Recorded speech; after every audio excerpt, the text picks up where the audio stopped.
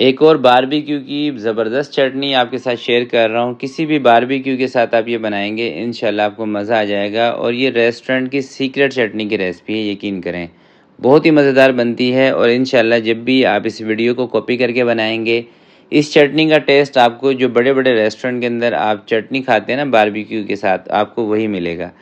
और बनाने का तरीका इंशाल्लाह जो आपको बताऊंगा बहुत ही आसान होगा। कम क्वांटिटी के अंदर बनाएंगे ताकि आप इसको घर में आसानी से बना सकें। तो चलें मिलके बनाते हैं। बिस्मिल्लाहिर्रहमानिर्रहीम। सबसे पहले आपको चाहिए होगा इसके लिए आमचूर। ठीक है, ये बेसिकली ना सूखी हुई आम की कैरियाँ होती हैं, इसको सुखा देते हैं और इसमें खटास काफ़ी होती है। तो सबसे पहले आपने बाज़ार से ला कर ना इसको अच्छे तरीके से धोना है, क्योंकि इसके ऊपर ना डस्ट अच्छी खासी जमी होती है।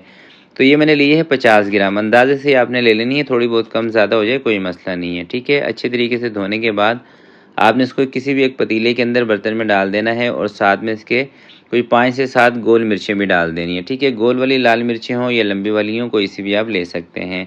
थोड़ा सा ज़्यादा पानी डाल के आपने इसके ऊपर कवर लगा देना है और इसको 5 से 7 मिनट के लिए उबलने देना है। 7-8 मिनट जब आप इसको उबालेंगे, ये देखें कुछ इस कंडीशन में आ जाएगी, आमचूर है ये बिल्कुल नरम हो जाएगा। तो अब आपने इसको चूल्हे से नीचे उतार लेना है। बस 5-7 मिनट के लिए आपने इसको पानी के अंदर पकाना है बस। ठीक है, कोई गलाने का चक्कर नहीं है, कोई दूसरा चक्कर नहीं है, सिर्फ़ और सिर्फ आपने इसको बॉयल कर लेना है। तो चूल्हे से नीचे उतारने के बाद ये देखें ये बिल्कुल ठंडी हो चुकी है। तो इसके अंदर ना एक चीज़ का आपने ध्यान रखना है कि इसके बीच की ना ये जो थोड़ी सी हार्ड होगी ना, इसको आपने बाहर निकाल देना है। यानी कि ये जो आमचूर के जो बीच वाली अंदर वाली गुठली होगी, कोई कोई इसमें से हार्ड निकलती है, उसको आपने हटा के सिर्फ जो नरम वाला इसका पल्प है ना उसका इस्तेमाल करना है। क्योंकि सख्त वाली गुठली अगर आप इस मशीन में डाल देंगे ना तो ये जग ख़राब हो सकता है। ठीक है, इस चीज़ का ध्यान रखना है। अब आपने इसके अंदर एक गड्डी धनिया की ऐड कर देनी है और इतनी ही मिकदार में ना आपने पुदीना भी ऐड कर देना। पुदीने की जो डंडियाँ हैं वो हटा के सिर्फ पत्ते। 4 से 5 आप इसके अंदर लहसुन के जवे शामिल कर दें। 3 से 4 हरी मिर्चें तेज़ वाली। अगर तेज़ वाली मिर्चें नहीं है, मोटी मिर्च का इस्तेमाल कर रहे हैं, फिर एक आधा आप इसमें मिर्च बढ़ा दें। हस्बे ज़रूरत पानी के साथ आपने इसको पीस लेना है, बहुत ज़्यादा पतला नहीं करना। इस तरह की थोड़ी सी आपने इसको थिक कर लेना है। ठीक है, यानी कि थिक इसकी पिसाई कर लेनी है। बाद में आप इसके अंदर पानी ऐड कर सकते हैं सर्विंग के टाइम पे। और यहाँ पर ना आपने इसके अंदर कुछ और चीज़ें भी ऐड करनी है, वो भी मैं आपको बता देता हूँ। इसके अंदर एक जाएगा काला नमक, 1 चम्मच आपने इसमें ऐड कर देना है।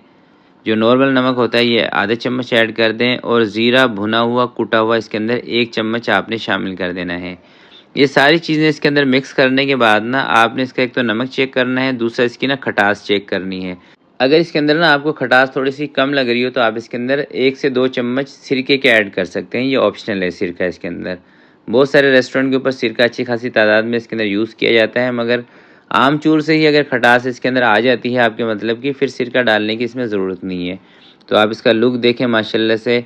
और इंशाल्लाह जब भी आप इस चटनी को बनाएंगे बारबेक्यू के साथ, आपकी तारीफ़ें होंगी और आप मुझे दुआएं दे रहे होंगे। तो आज के लिए इतने ही, मिलते हैं किसी नेक्स्ट वीडियो में। तब तक के लिए अपना बहुत सारा ख्याल रखिएगा, अपने वालिदैन का ख्याल रखिएगा। अल्लाह हाफिज़।